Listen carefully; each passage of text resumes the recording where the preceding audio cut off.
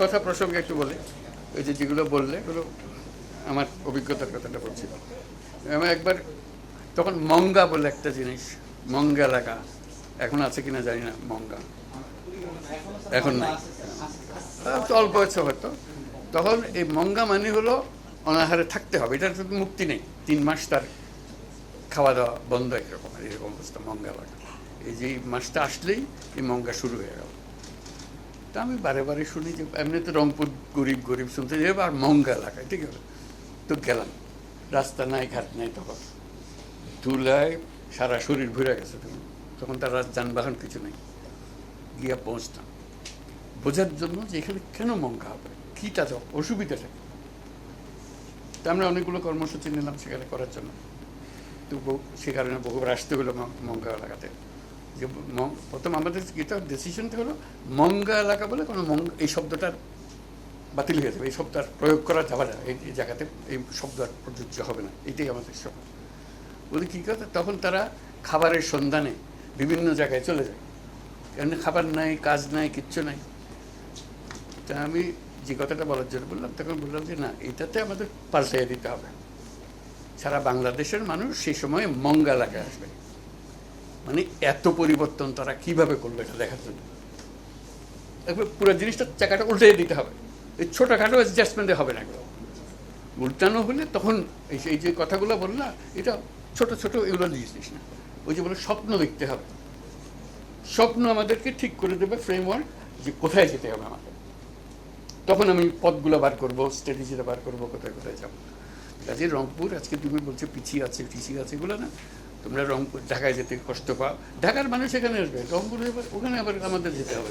এটা কোন ধরনের আমরা কি এত অবলা যে আমাদের ওখানে যাওয়ার জন্য কান্নাকাটি করতে হবে? তার কাছে আমার কেন যাবো? আমি কি দেশের মানুষ না? আমি কেন ওখানে যাবো? এই দেশ স্বাধীন হলে আমিও স্বাধীন, আমার জিনিস আমার এখানে, আমার বাড়িতে আসবো, আমি কার বাড়িতে যাবো? এই জিনিসটা চিন্তা করতে হবে, উল্টা চিন্তা করতে হবে, তাহলে জিনিসটা সহজ হয়ে যায়, বোঝা সহজ। এই ছোট ছোট জিনিস এটা হবে না, ওই বরাবর ছোট জিনিসের মধ্যে সীমাবদ্ধ থাকবে। এটা মনটা বড় করো, শক্ত করো, এবং এটা করো। কি বলতে চাই একজন? ফাইনাল ডেস্টিনেশন হচ্ছে যে সেট করা আছে, যে আমি বিকল্প যে একটা আওয়াজ উঠেছিল, এই আওয়াজ দিয়ে এই যে আপনার যে 3-0 একটা ইমপ্ল্যান্টেশন, এমন একটা ইমপ্ল্যান্টেশন হচ্ছে যে আমরা আন্তর্জাতিক, এখানে রংপুরের সাথে ঢাকার ডিবেট না, মানে আমরা রংপুর ঢাকার থেকে পিছিয়ে আছি এই ডিবেটটা না, আমরা আমেরিকা থেকে, ইউএসএ থেকে, রাশিয়ার থেকে কেন আসবো না?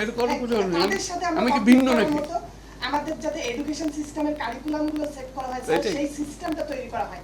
এই আমরা এরকম কোনো ফাঁকফোকর রাখতে চাই না এই আমাদের কারিকুলামের ভিতর, আমাদের সিস্টেমের ভিতর, যেটা সুযোগ নিয়ে আমাদেরকে পিছিয়ে ফেলা হচ্ছে। এবং আমাদেরকে যত পিছিয়ে ফেলে রাখা যাচ্ছে স্যার, তত আমাদেরকে দাবায় রাখা যাচ্ছে। এবং এই দাবায় না রাখতে পারার জন্য স্যার এমন কিছু কারিকুলাম, এমন কোনো সিস্টেম, এমন কোনো কনস্ট্রাকশনাল যে ডেভেলপমেন্ট গুলো নিয়ে আসা দরকার, সেগুলো যদি স্যার কাইন্ডলি সেট করা হয়। ছাত্র সমাজ যে বিপ্লবের জন্য চেষ্টা করেছে, আসলে কিন্তু কোনো সরকার পতন না, আমরা আসলে বিকল্প তৈরি করার চেষ্টা করছি, বৈষম্য দূর করার চেষ্টা করছি।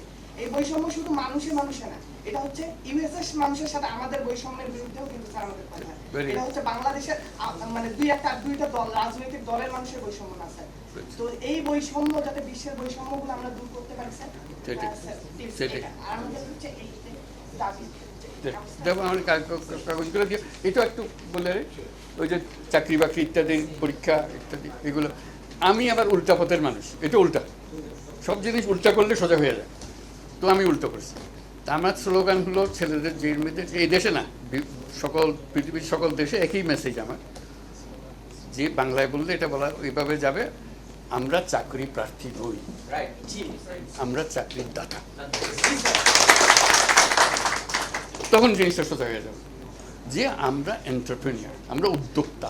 আমরা কি জানি না নাকি শিল্প কারখানা এগুলোকে বুঝি না? আমরা কেন পারি না?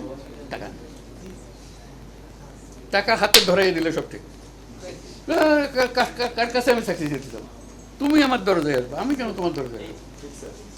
কাজে জিনিসটা উল্টাতে হবে। এই জিনিসটা, এই যে উদ্যোক্তার সৃষ্টি করা, এই চাকরির পেছনে, ছোট জিনিসের পেছনে গিয়ে ওর মনটাও ছোট হয়ে যায়, বড় চিন্তা করা যায় না। এই যে তুমি বলছো রংপুরে শিল্পায়ন করতে হবে, শিল্পায়ন তুমি করবা, দুনিয়ার আর কেউ এসে করে দিয়ে যাবে নাকি? তুমি করবা, তোমার অসুবিধা থাকি টাকা নেই, সেই জন্য তো আমাদের ব্যাংকিং সিস্টেম, বড় লোকরা টাকা গিয়ে তোমার কাছে কিছু টাকা নেই। এই হলো দ্বন্দ্ব। এটা তোমাদের হাতে পরিষ্কার হবে, যে পরিষ্কার হবে যে আমি তো জানি কি করতে হবে। আগের থেকে মনে আমি ঠিক করছি, লেখাপড়ার সঙ্গে সঙ্গে আমি চিন্তা করতেছি কি কোন ব্যবসা করলে, কোন শিল্প করলে আমি আমারটাও পাল্টাবো, মানুষের ভাগ্য পাল্টাবো। একটা শিল্প হওয়ার তো একটা মস্ত বড় জিনিস।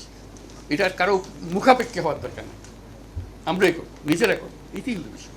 তা বল বল। ওয়ালাইকুম আসসালাম।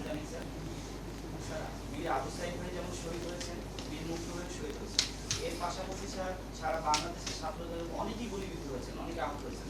স্যার আমি তাদের মধ্যেই একজন। স্যার ঝররা গুলি আমার শরীরে প্রায় 55টার মতো করেছে।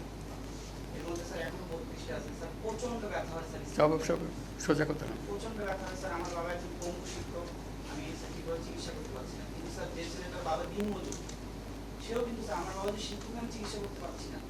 সে ছেলেটা দিনমজুর, তার বাবা কিভাবে স্যার এই চিকিৎসাটা করবে? স্যার আপনারা কিন্তু সবাই আছেন এখানে, আমাদের সমন্বয় ভাইরা আছে।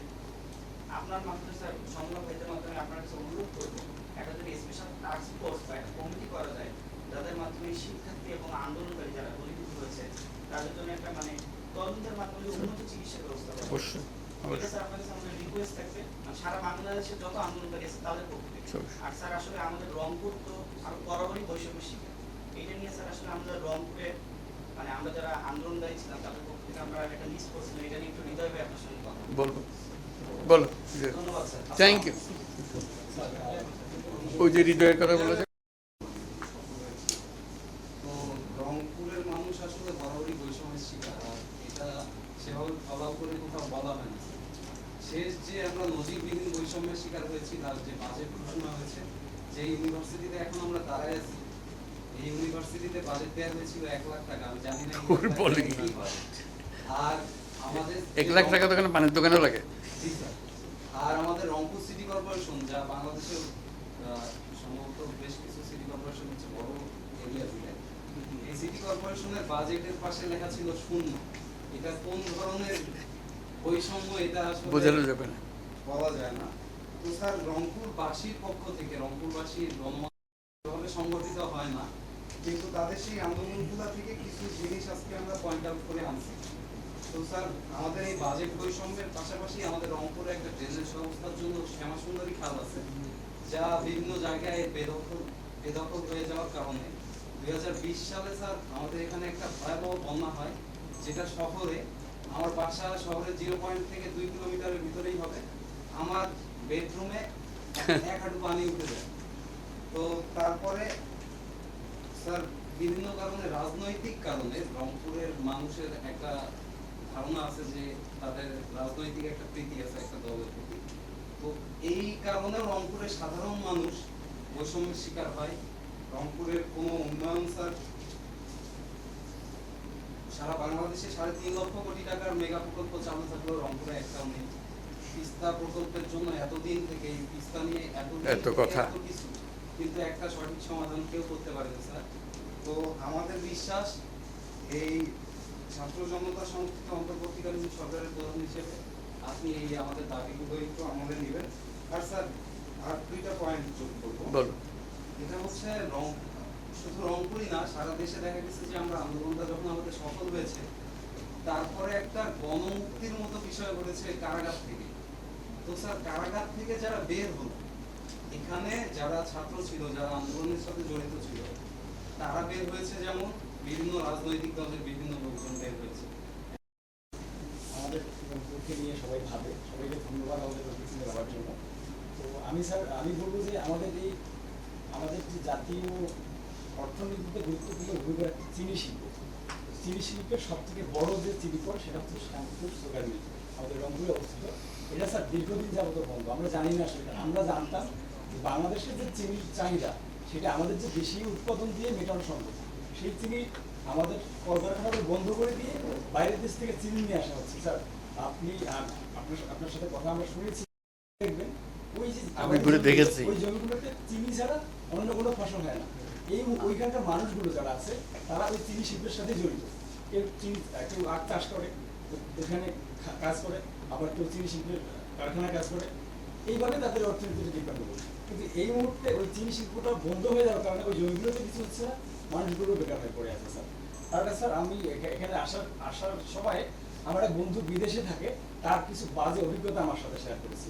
প্রবাসী যারা আছে তাদের সাথে খুব বাজে রকমের ব্যবহার করা হয়, এবং প্রবাস থেকে যখন তারা আসে তাদের সাথে এয়ারপোর্টেও খুব বাজে রকম ব্যবহার করা হয়। আমি অনুরোধ করব আমাদের যারা প্রবাসী আছে তাদের জন্য কিছু করবেন। আর রেমিটেন্স এই যে আজকে সকালে আসার আগে এই কথাটা বলে এসছি আমি, ধন্যবাদ স্যার। বলে এসছি এইটাই প্রবাসীদের ব্যাপারে, তাদেরকে সম্মাননার সঙ্গে আনতে হবে, তাদের সম্মাননার সঙ্গে পাঠাতে হবে, কারণ তাদের টাকায় আমরা চলি আর তাদেরকে আমরা হেনস্থা করি এখানে, যেন সে অপরাধ করছে, বিমানবন্দরে আসছে যেন হচ্ছে চোর। আমি করলাম তোমার জন্য টাকা রোজগার, তুমি আবার এখানে চোরের মতো ব্যবহার করো, আমি যেন চোর, আসামি, আমার সব কিছু ভুল, এটা কেন হবে? আমি বললাম যে এটা পাল্টাতে হবে, তাদেরকে সম্মান দিতে হবে, আমাদেরকে সে রক্ষা করতেছে, আমাদের জন্য সে রেমিটেন্স নিয়ে আসতেছে, তাকে জাতীয় সম্মান দিতে হবে তার।